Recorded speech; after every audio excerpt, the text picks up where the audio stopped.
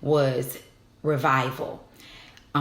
Reset, realign, and revival. That I'm gonna break down each one of these to you as I begin to walk through the message that the Lord has given me. That reset means to set again, to set again. Realign means to change or to restore to a different or former position or state. And revived meaning restore to life, restoration.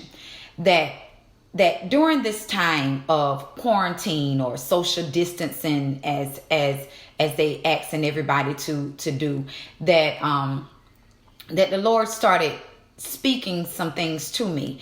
And I was sharing with one of my members on yesterday that as I watched the Clock Sisters, I'm telling you, I found a sermon out of everything.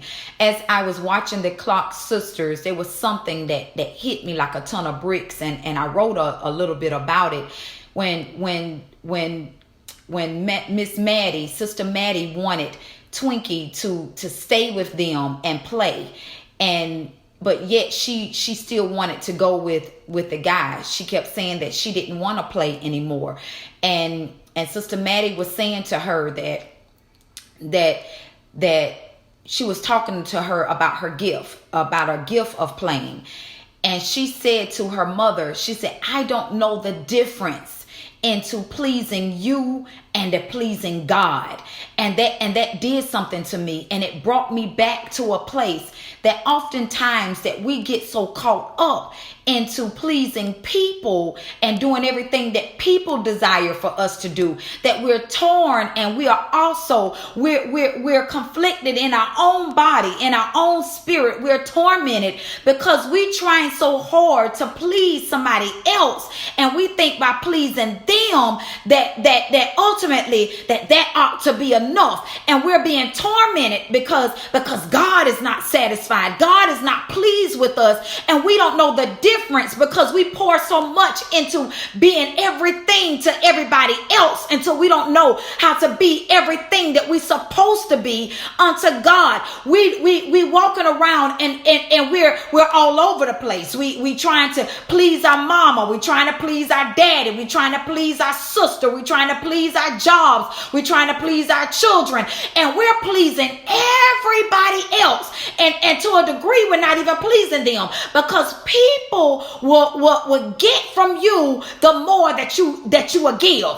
As long as you give it, they will take it. And let me tell you something, takers don't have no limitations. The more you give, the more they require. The more you give, the more they want. The more you give, the more they'll push you until you have nothing left to give. They will keep pulling, and they will keep pushing, and they will keep over and over again. And at the end of the day, you will lay in your bed and say, "God, what is it that you really desire from me? Because I spent my life being dedicated and faithful to everybody else, and I still don't feel complete. I still don't feel whole. I still don't feel like I have done everything that I'm supposed to do, because now I still feel tormented in my spirit." As I was walking, the Lord kept saying to me, reset, realign, and revival. And he was saying to me, reset, that during this time, reset yourselves, because you're spending so much time doing everything that everybody else wants. That I can remember growing up as a child that my mom and dad, they wanted me to play the piano. I remember one Christmas that he brought me a Baldwin piano. And I used to go to piano lessons, and sometimes I would hide behind a building until my time was up, and then I'll go back home as if I went to piano lessons. I never wanted to do it.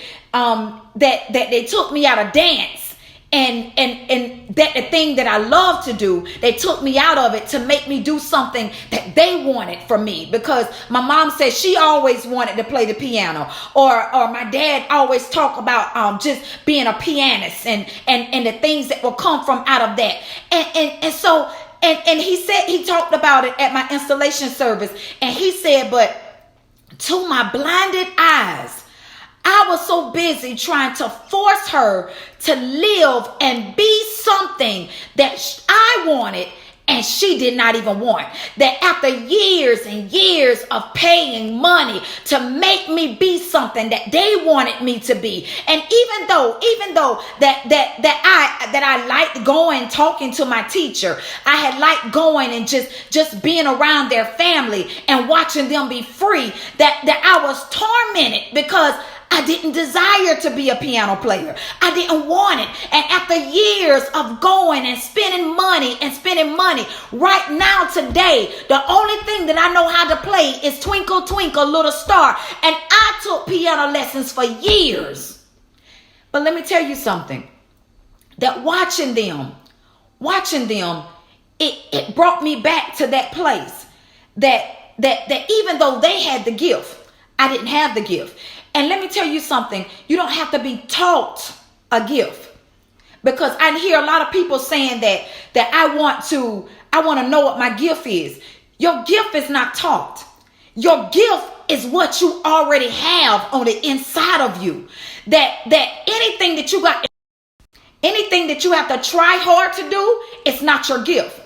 Whatever your gift is, it flows. It comes easy. It comes naturally. My dad said, to my blinded eyes, that my daughter had all her doll babies lined up. All of them lined up. She was doing their hair. She was cutting their hair. She was sewing weave into their hair. As a little child, I was even trying to press their hair and curl their hair. And he said, to my blinded eyes, her gift was right there, and I was trying to make her do something that I desired. That oftentimes that we live in a life trying to please other people and do it because they want it for you so bad, and that you would just go along with it. That I talk to my kids right now, I even talk to my members. I don't want you to do something because I want it for you. The Lord even had me to say to them that a few weeks ago, that I want to free you to allow you to walk into something your own self.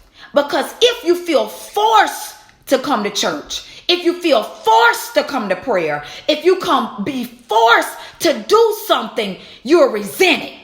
You're resented. They had the gift, they had the calling, but they felt forced. They felt like they didn't have the life or the freedom to walk into it. So therefore they resented it. They resented it. And let me tell you something. I can even take you back to something that even in my childhood I desired. I had the gift of running track. I could run really fast. And because I had trainers that was over me and they took it to a whole nother level, the thing that I loved, I began to hate because I felt forced, and I felt like that they were taking the thing that I loved and started making it personal, and they started dragging me and trying to relive their own dream because their dream had passed them by. And because their dream had passed them by, they started making me resent the thing that I love to do, and started making me practice more. They started calling me to do more, and started pushing me more than just a regular coach. They started driving hard into me, and the thing that I loved, I started hating. And so every year I quit. Every year I went out to track. Every year I ran for a little while. Every year I quit. I kept walking away from it because the thing that I loved, I started hating. God said to me, He said to me, reset. Even in my adult time, that when I started Divine Destiny, that everybody started telling me how to do this, how to do that. You ought to do this. You ought to do that. I run my service like this.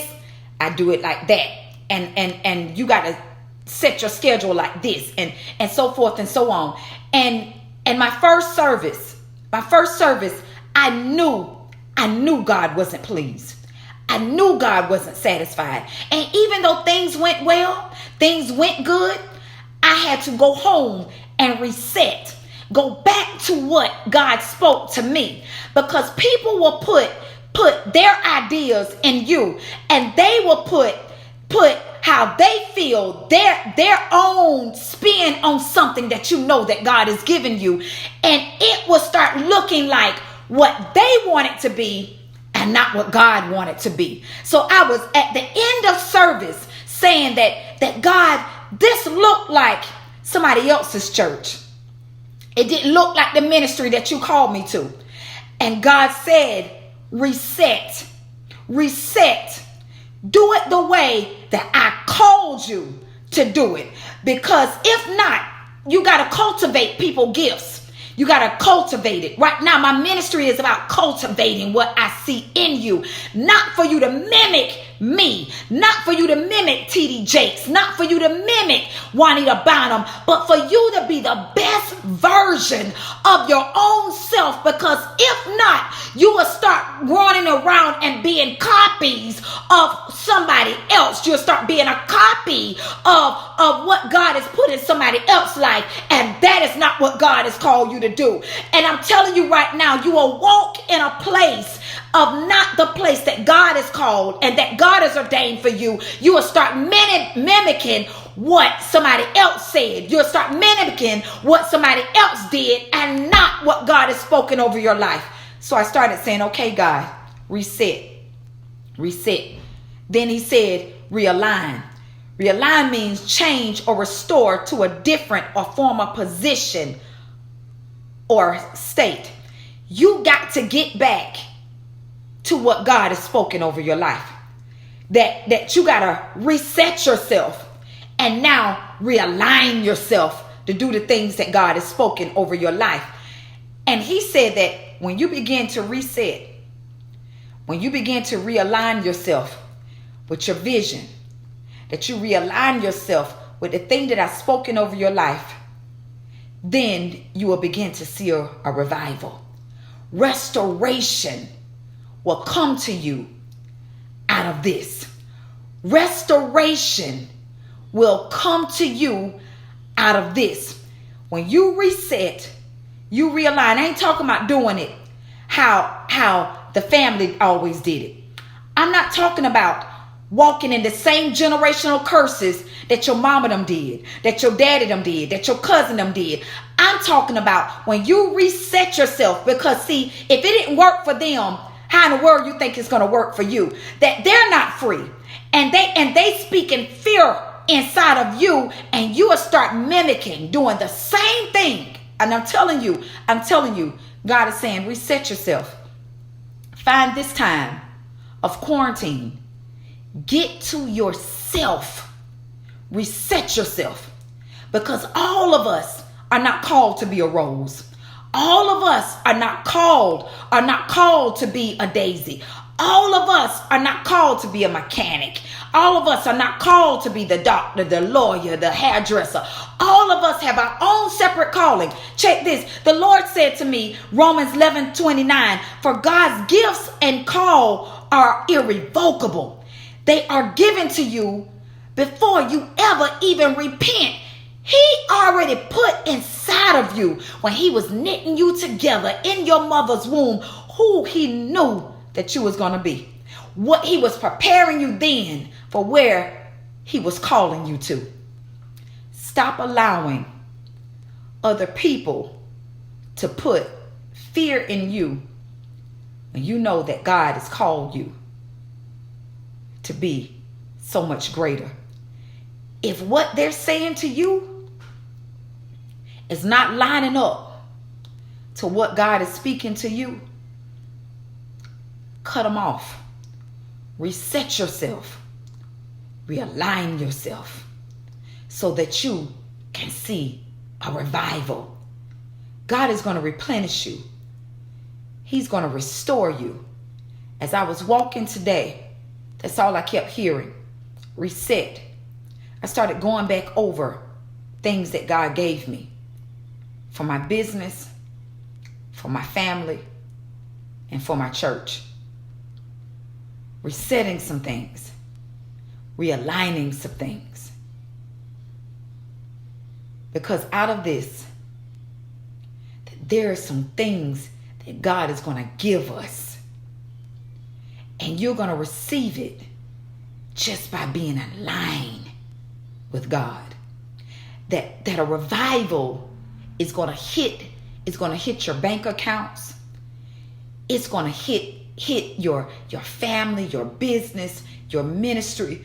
It's going to hit your life so tremendously. It's going to blow your mind. It's going to blow your mind. That I literally had to stop listening to what everybody else was saying and what everybody else was doing. I said on last week that God had me to even shut some conversations off, cut some people off, because they fear was screaming in my ears louder than I could hear the plan that he was giving me. And I had to shut them off. And after that, I started being able to reset some things, going back to realign myself with the vision and the plans and the things that God has spoken over my life. And I'm telling you, through this,